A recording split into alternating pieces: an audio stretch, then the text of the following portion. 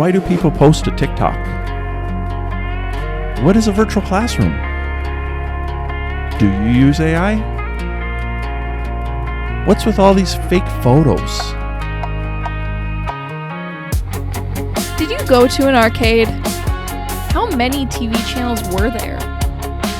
What was dial-up internet? Did you hang out at the mall? From the class of 1996 with big hair, AOL, and whatever.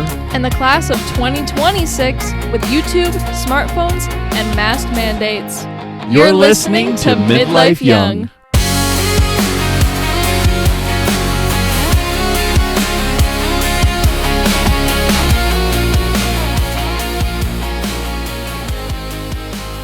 Welcome to the first episode. You know what? I think we should celebrate this episode being it's the first. What do you think?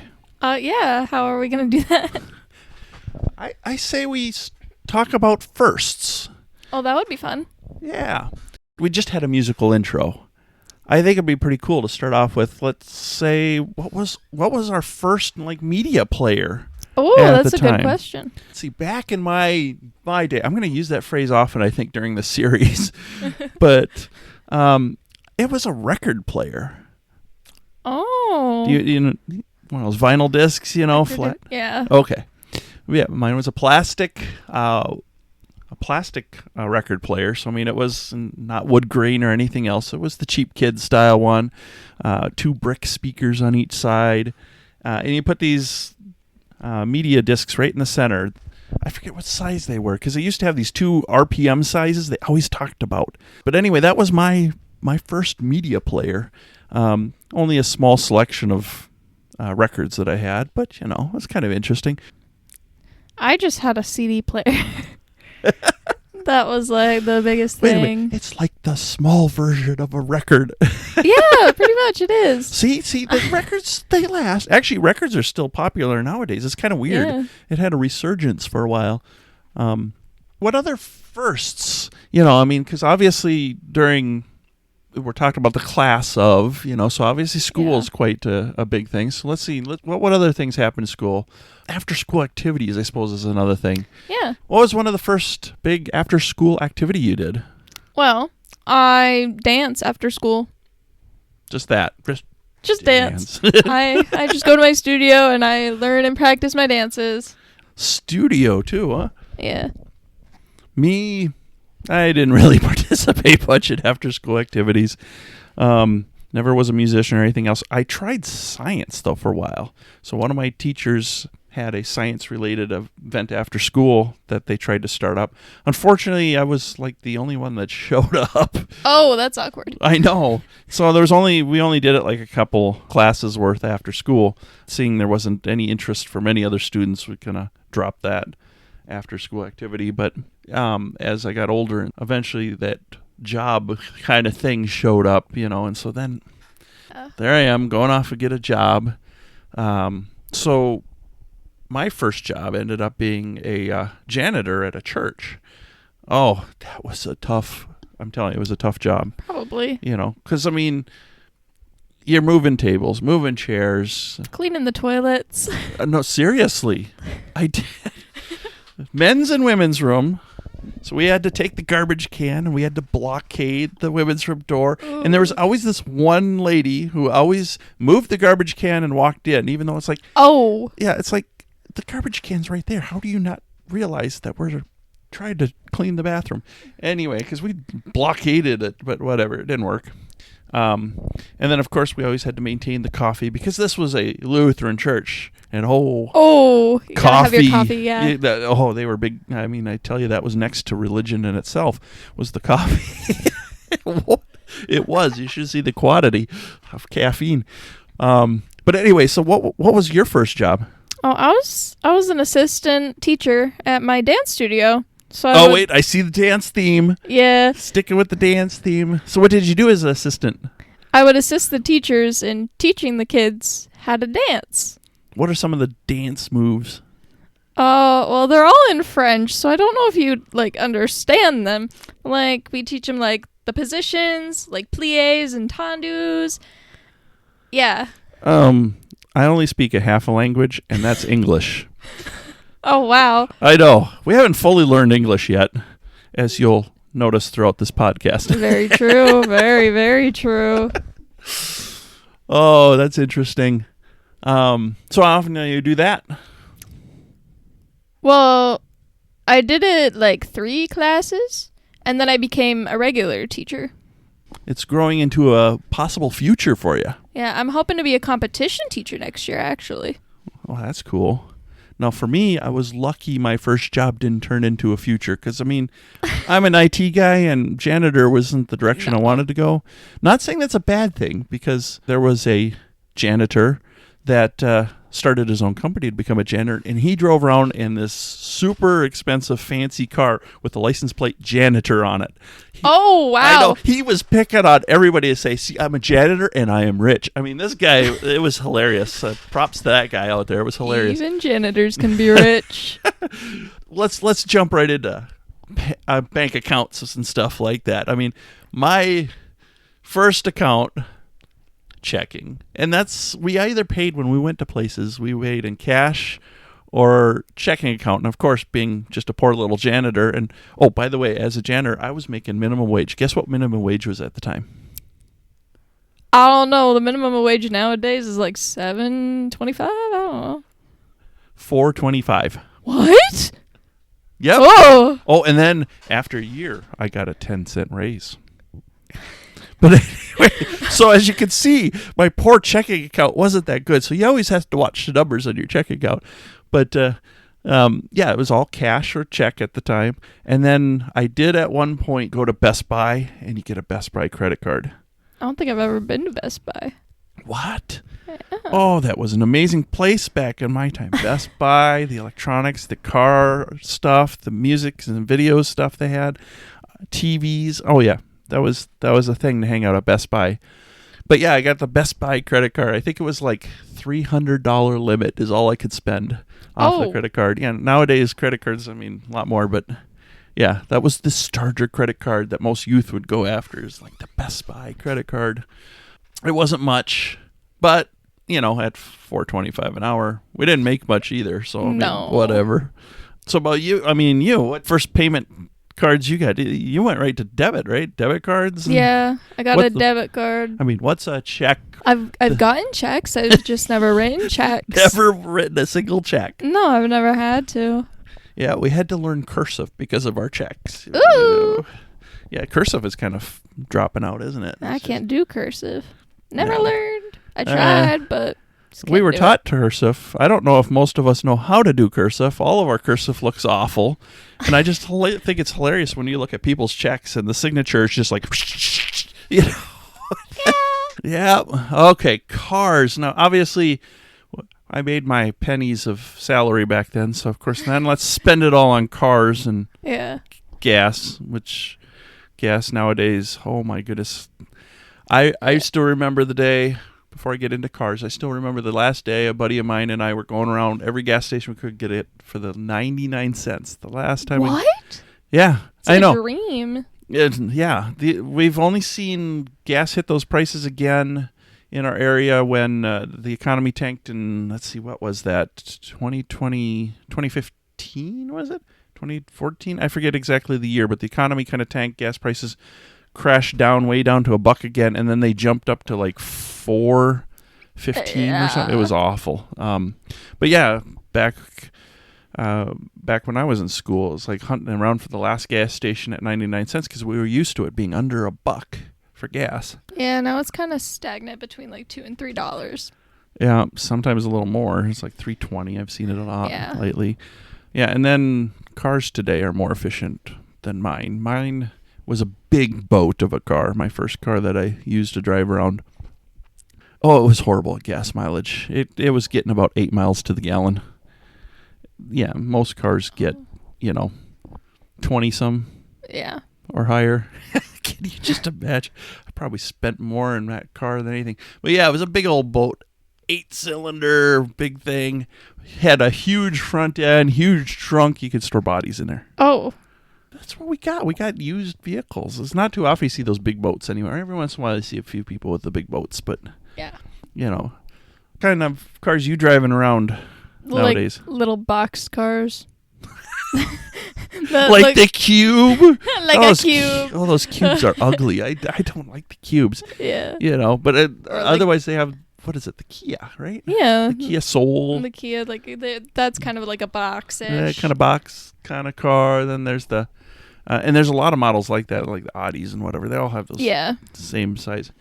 Compact, but yet a little taller vehicles. Yeah. A nice vehicle. Those get good gas mileage. Yeah. I also drove like one of those long ones, kind of like the grandma vehicles.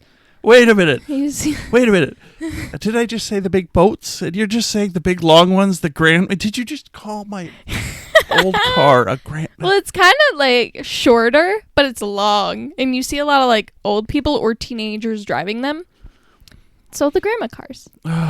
It's not like the super fancy ones. And so if you get into a car wreck, it's fine.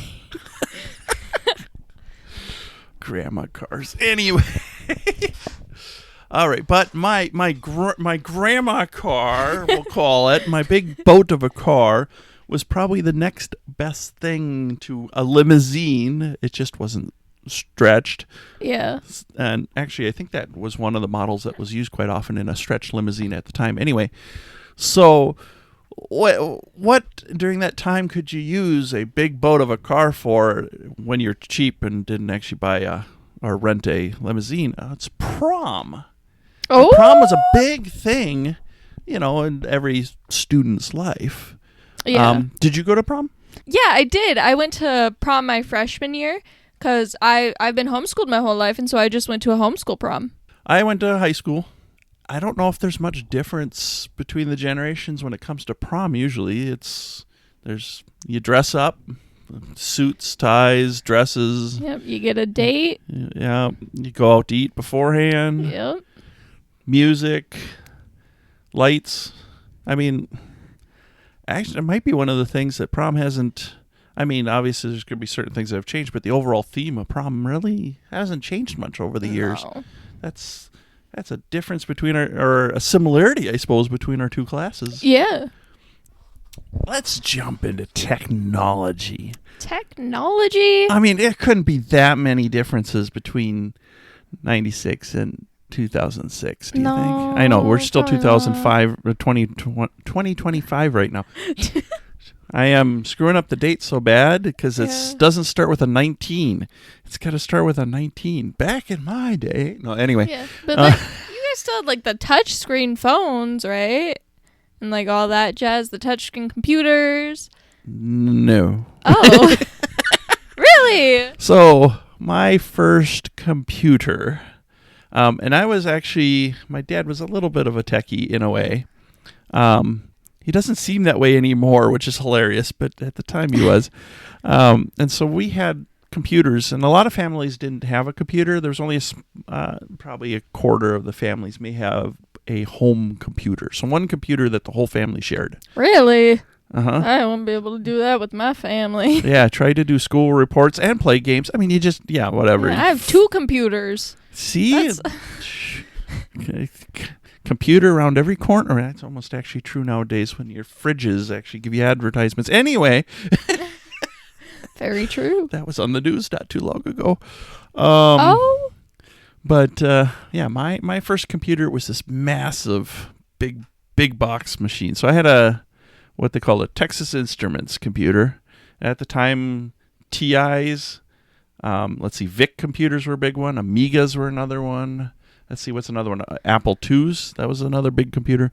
Mine was a TI, but I mean, let's face it, they were all old, same kind of thing. Big computers. Mine had gigantic floppy drives. Yes, you stored things on big floppy disks that were actually floppy. You guys, when you say, look at the floppy disks, and there's like 3 1/4 floppies, which barely know anything about that too, because who uses that anymore except for the government? But I think some of the Boeing airplanes still use floppy disks too. But anyway,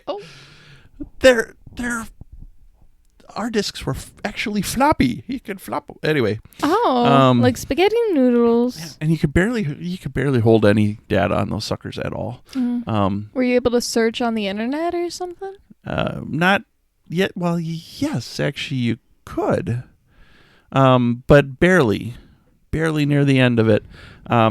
So we used dial-up internet, which was extremely slow and painful. So what is dial-up internet? I know, you're just like, I'm on the internet. Where's my Wi-Fi? It's like, Yeah. no, that didn't work that way. Really? No, this is like you're screaming out in the hallway, who's on the phone? I want to play on the internet. Or the opposite, who's on the internet? I need the phone. But yeah, our computer literally had to tie up the phone line, so you couldn't make a phone call. The whole house's phone was used by the internet if you're on the internet, and it was so slow that when you did searches or whatever on the internet, and this is near like senior year by the time the internet was dial-up was there. I mean, ISPs started to have some what they called high speed, which really wasn't all that high speed, but quite common for dial-up internet, including like AOL.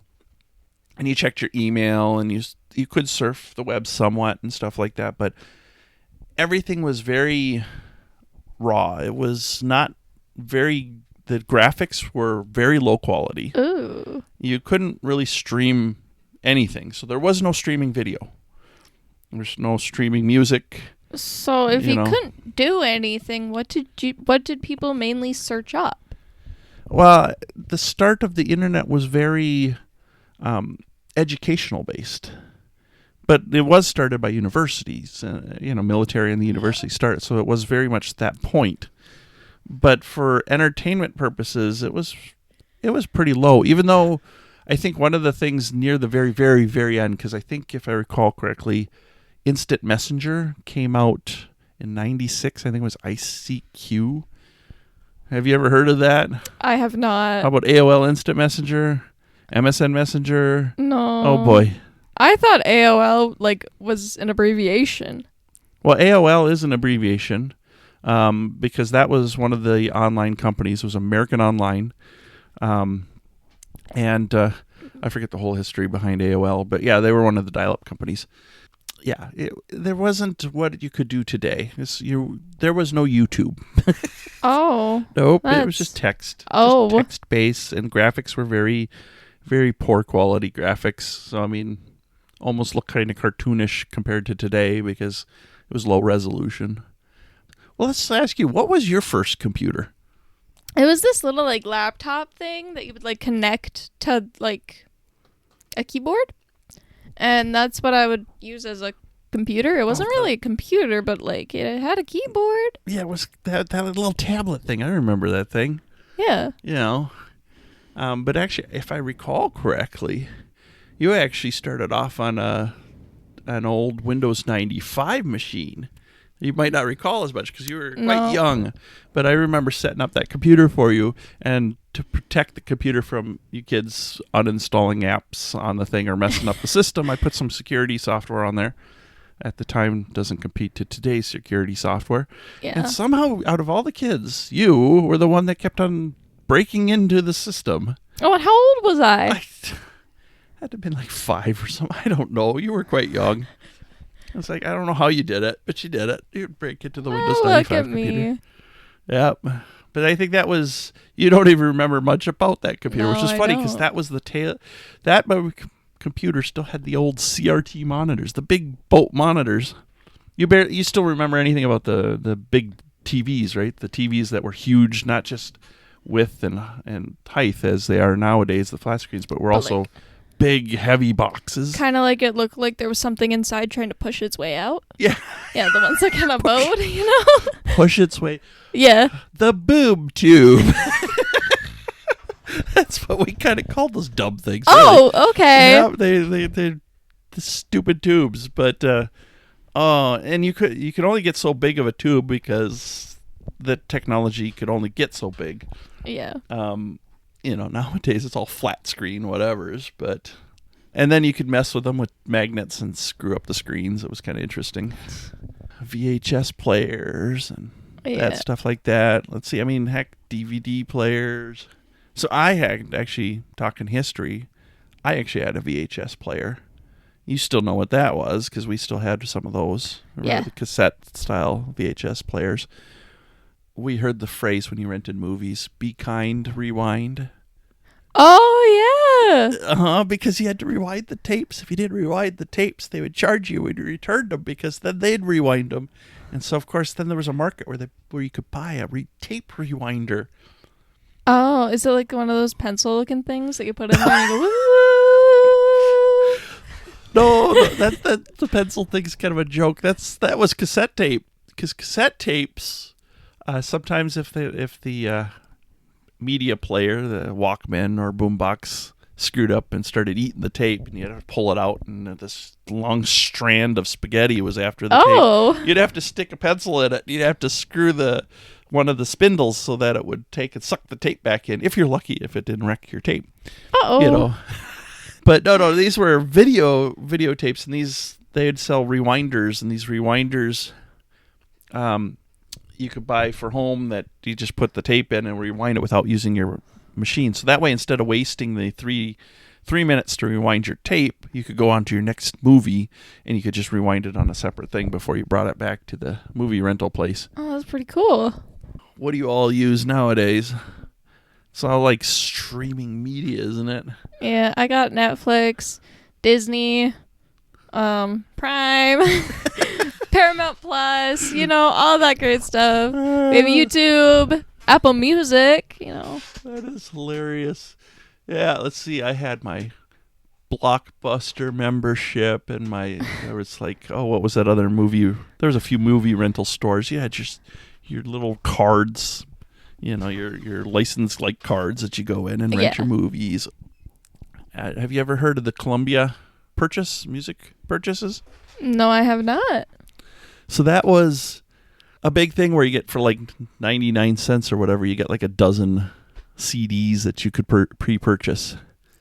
And then after that, you'd have to buy 15 more or something like that at regular price. And so they'd mail you these CDs every month. And if you didn't want it, you'd mail it back. And then if you wanted it, then you kept it. And you could tell them ones that you wanted to specifically order. That was something that was back when I was in high school. I could do Columbia Music Records or whatever it was. So, what was your first personal communication device? Oh, I know you guys are gonna go cell phones, flip phone. No. Before that, a pager. Like what doctors use in hospitals? I know. I mean, I don't even know if doctors much use. I mean, a few doctors still do, but a lot of them now have that phone-looking thing on their internal phone network, I've noticed. But no, it was a big thing back in my high school years. Pagers were before cell phones kind of took off price-wise anyway. They were pretty spendy. The funny thing is they were one way in most cases. And they were numbers. They were only numbers. Numbers? Yeah, so I mean, you couldn't text me and say, can you stop at the grocery store and pick this up on your way home? Or where are you? I mean, parents checking on the kids. Where are you? Yeah. You've got that text, I'm sure. Yeah, I have. Our pagers were numbers, and so we'd come up. The concept was you would call somebody's pager and you'd give them your phone number, and that's what would show up on the screen. But we would come up with all these goofy little codes, like 911, and your phone number meant call immediately. There's an emergency, which usually wasn't. We half the time made that up, or whatever. But we'd sometimes have other codes with our friends that would put in there. So if you see these goofy codes, your friend is sending you this, and they want you to do that as long as you pre-knew the codes. But it was just numbers. You'd get a screen that would only show you, only so many numbers long, like 15, 16 numbers or whatever. And it would scroll, and that's all you'd see. Yeah, and you couldn't reply to them. You couldn't reply?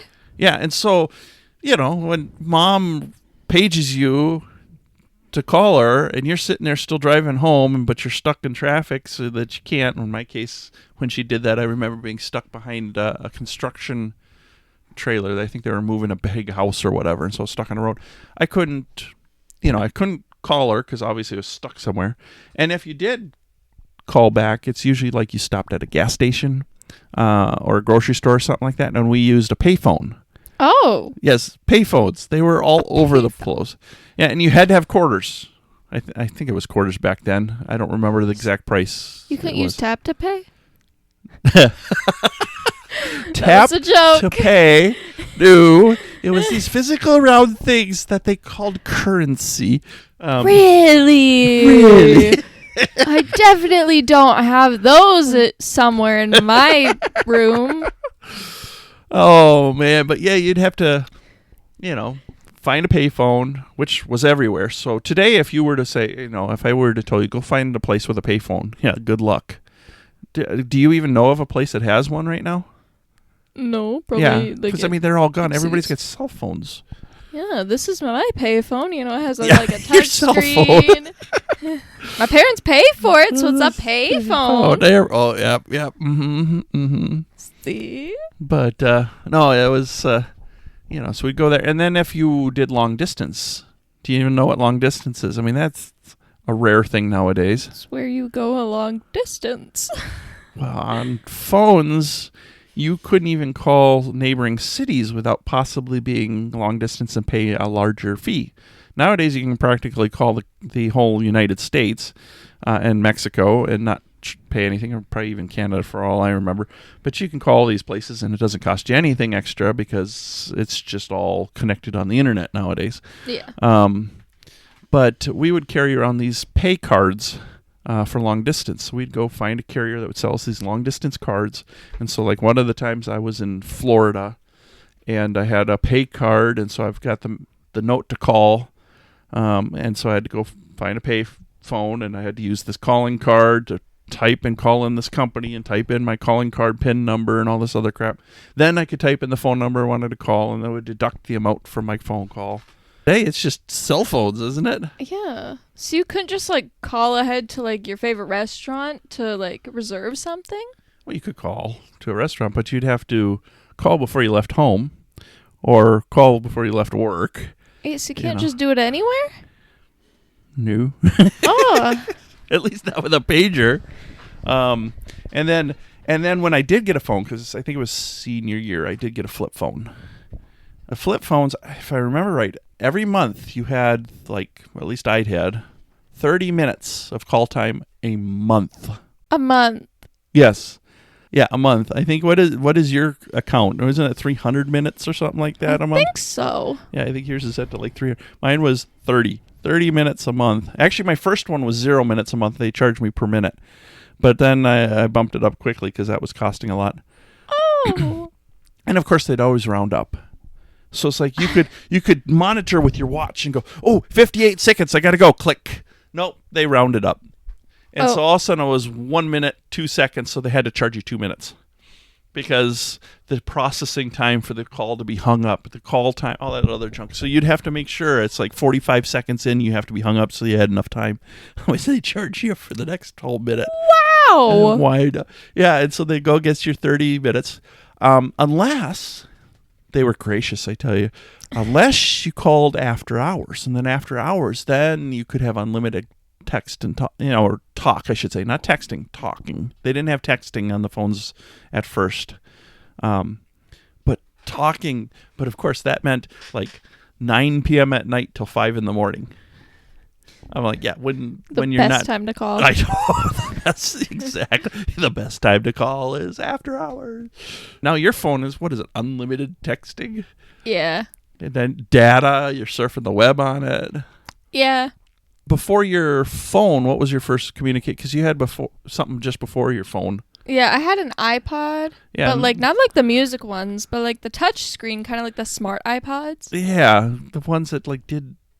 almost like a phone minus the cellular phone service. Yeah, I just didn't have cellular service, but it was pretty much an iPhone. Yep, so you could FaceTime and message and as long as you had Wi-Fi, so you could communicate quite a lot. And Wi-Fi was a lot of places.